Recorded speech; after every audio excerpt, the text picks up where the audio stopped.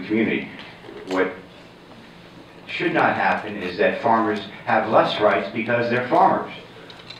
They should be able to do on farm what traditionally has been done on farm, which has not been defined by government until recently. Government has recently, only recently tried to define down farming, which has been an attack on the farm culture in America. But anything that is protecting the health, safety, and welfare of the general public, that these activities are defined as free from administrative permit. They are farm commerce.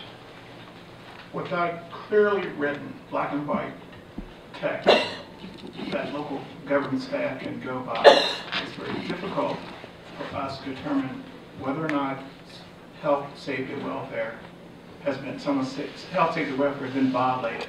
If there's no written ordinance, there's no initial review, then it comes down to local staff simply deciding arbitrarily that there's too much noise out there. There are too many people out there. And we don't operate like that. We have to have clearly written rules and regulations to evaluate each proposal. And the Bonetta bill originally presumed that counties could regulate noise. This expressly says, I think I took it out of the winery statute, that counties can regulate noise on farm activities just as they would any other activity in the county. So there's nothing in this bill that prevents the county from protecting the health, safety, and welfare of the community. There is just restrictions on counties interceding in farm commerce that do not pose a threat to the health, safety, and commerce of the community. Before we, you have one comment? Okay. Well, I had a question on 3.2311D. Nothing in this chapter shall prohibit any county or locality from requiring compliance with 54.1. Can you explain what the intent is there? Because that's new. That's a nice little thing for the county to have. I threw that in as a bonus. For example, if the county has a BPOL requirement for CPAs, you shouldn't be able to escape the BPOL by simply moving your office to a farm. So this just protects the business property occupancy, or whatever you call it, the BPOL tax and licensing requirement for professions and occupations that are not farms. So, but a farmer who does his own taxes at his farm wouldn't be subject to that, but a CPA who happens to be a farmer would still have to pay the CPA license.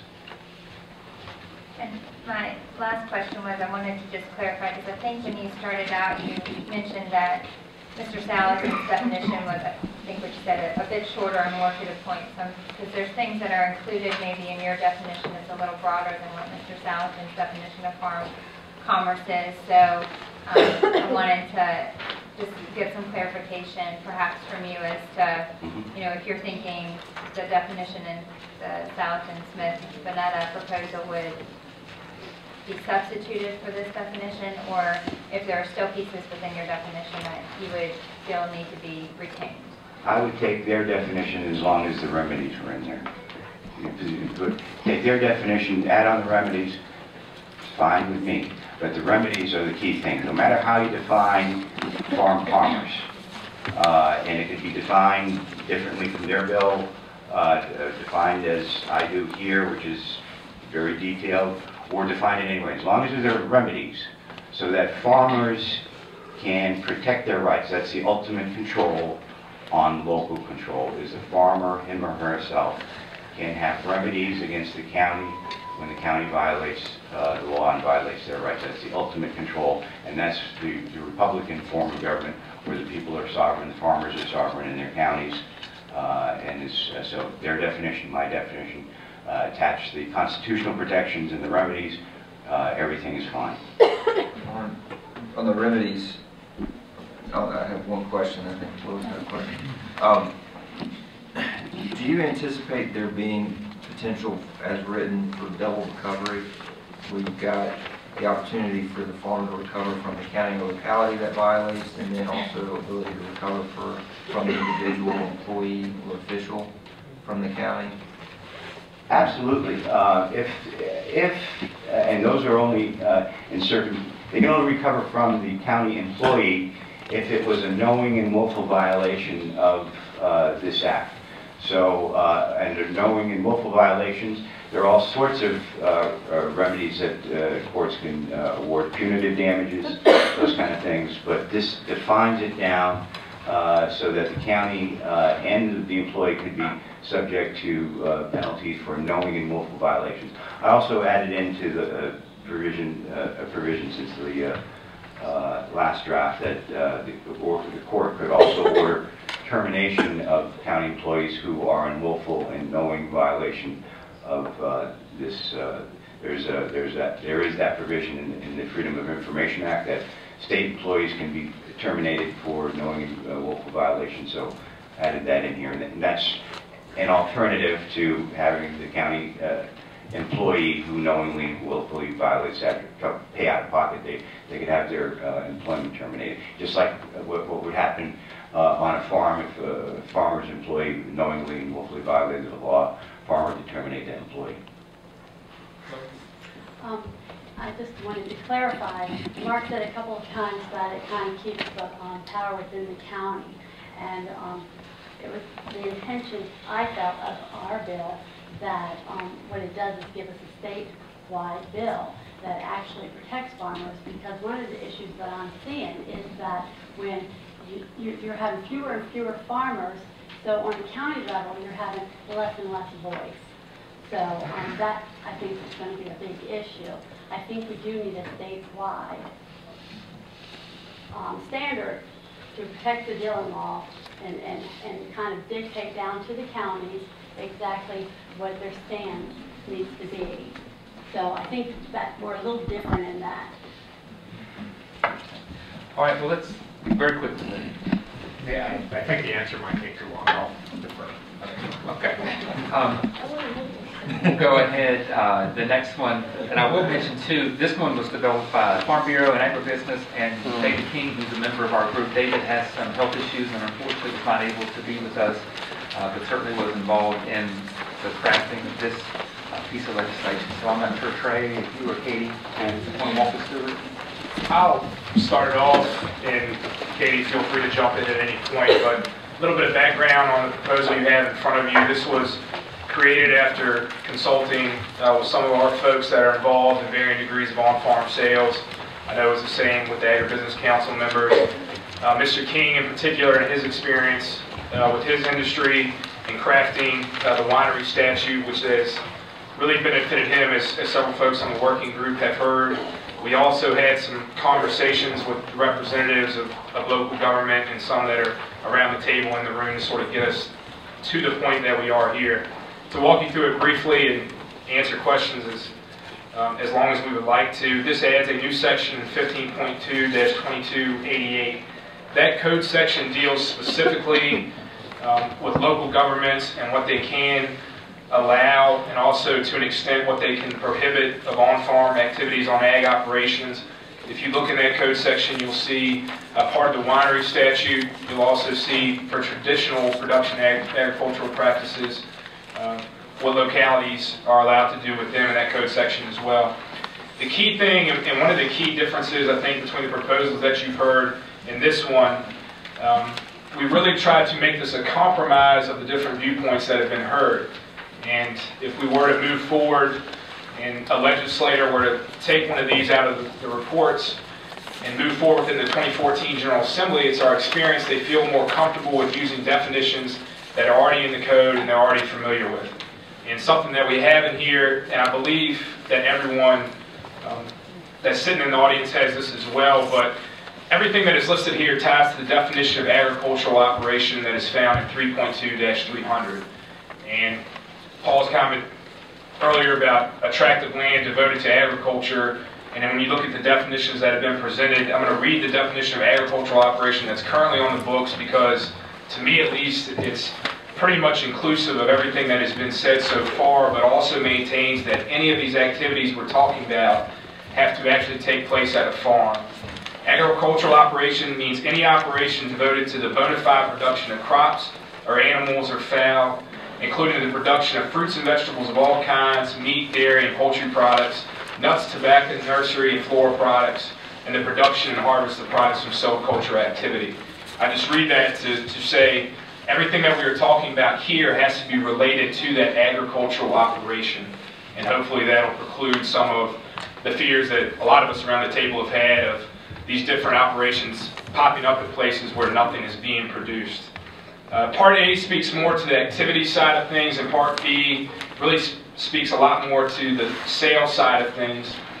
Usual and customary agritourism activities, that usual and customary language, again, as the winery statute has been pointed to as a good example by many around this table, that's pulled from there.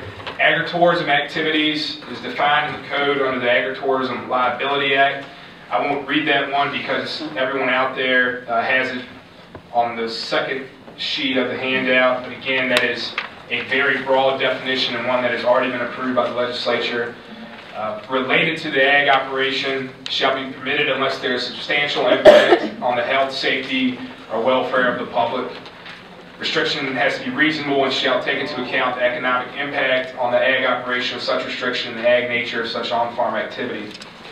Part B, no locality can enact zoning ordinances that would unreasonably restrict the following activities and events: the sale of agricultural, silvicultural products.